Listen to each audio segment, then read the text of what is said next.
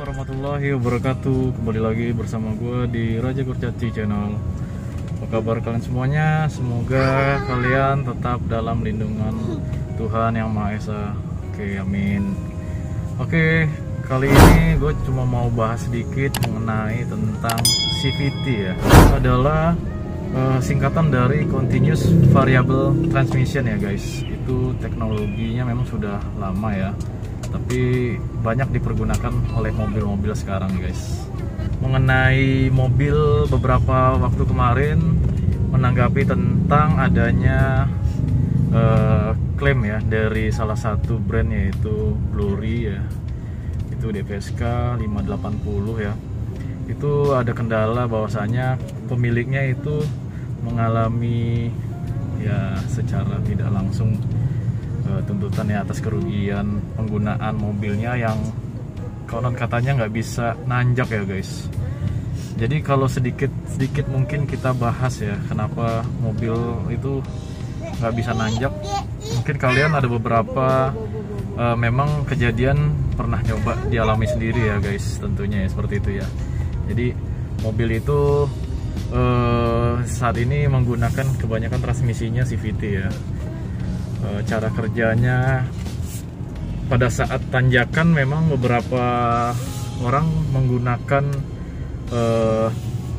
transmisinya pada gear D ya, drive ya. Jadi pada saat di posisi D itu mau nanjak dan menggunakan tanjakannya tadi untuk menanjak, jadi sehingga bukan menggunakan dari rem tangan ataupun pada saat berhenti atau rem kaki ya.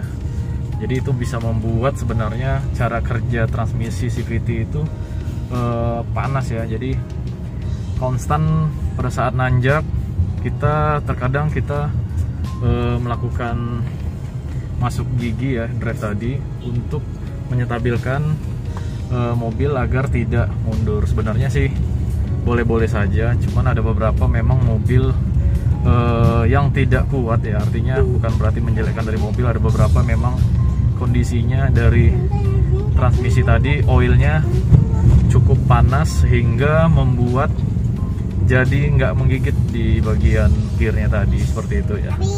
Jadi pada saat kita ngegas terjadilah kegagalan dalam menanjak tadi, seperti itu. Dan juga sebenarnya mobil-mobil sekarang ini kan apalagi sudah mendukung adanya yang namanya VSC. Itu kalau tiap mobil punya istilah berbeda-beda ya, tiap brand ya. Jadi artinya seperti ini.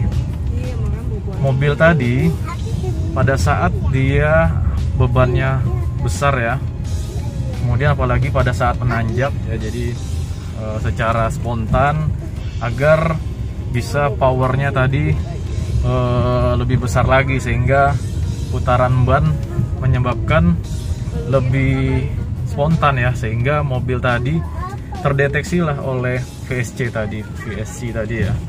Jadi yang menyebabkan tadi pada saatnya memang mobil itu harus perputaran roda keluar ya tenaganya, namun terdeteksi sensor tadi menyebabkan tidak keluarnya putaran roda tadi, seperti itu. Boleh juga kalau misalkan kalian di sini ada yang mau coba suatu saat ya, pada saat tanjakan ataupun knockdown ya, pada saat ngegas, coba matikan saja VSC tadi, karena itu akan membaca sensor pada putaran roda belakang tadi, seperti itu ya guys. Dan juga memang banyak beberapa mobil, diantaranya sih ada yang belum CVT juga, seperti itu ya. Jadi sebenarnya kalau kita rasakan mungkin mobil-mobil sekarang ini cc-nya kecil, tapi apalagi didukung oleh yang namanya turbo ya.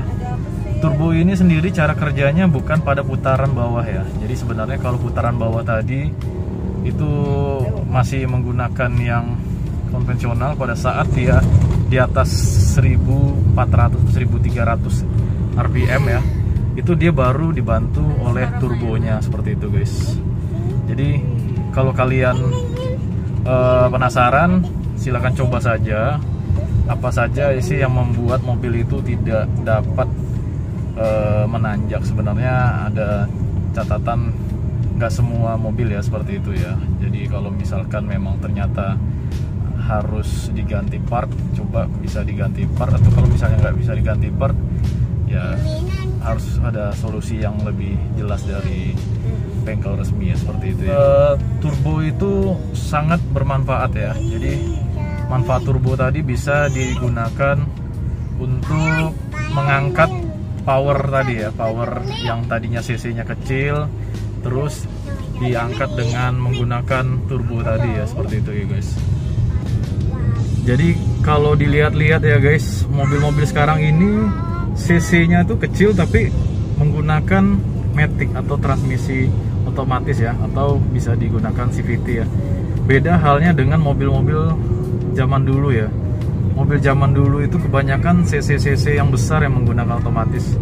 Contohnya mobil Mercy Masterpiece itu rata-rata di atas 2000 cc atau 1800 bahkan sampai 3200 cc. Dia lebih menggunakan ke cc itu untuk menggunakan otomatis seperti itu ya. Jadi kalau pikiran kalian turbo itu fungsinya buat menanjak lebih kencang atau biar lebih ngangkat lagi, itu sebenarnya kurang tepat ya, seperti itu ya. Jadi kalau kalian memang ternyata beranggapan turbo itu buat tenaga yang lebih besar, itu nggak menjadi patokan ya. Tapi ada juga memang mobil yang sudah racing, yang sudah turbo, itu memang sangat dibutuhkan juga seperti itu ya.